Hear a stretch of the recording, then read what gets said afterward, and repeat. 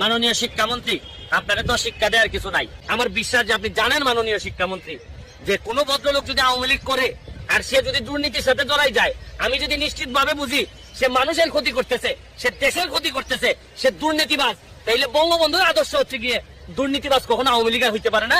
এবং দুর্নীতি করলে সে আদর্শটাকে ব্যবহার করতেছে, সে তার ব্যক্তিগত সুবিধার জন্য সে আওয়ামী লীগের ভালো চায় অথবা সে দেশের ভালো চায়, এই কোনো কাজ না, বা বঙ্গবন্ধুরে ভালোবাসে এটা না। এই সেলিম খান আপনিও তো জানেন সে আগে জাতীয় পার্টি করতো, জাতীয় পার্টি থেকে আইসা এখন আওয়ামী লীগের নামধারী হয়েছে। আর আপনি আওয়ামী লীগের করে এই কারণে আপনি বলে দিলেন আপনার কনস্টিটিউয়েন্সিতে আপনি 15টা দিয়েও লেটার দিলেন।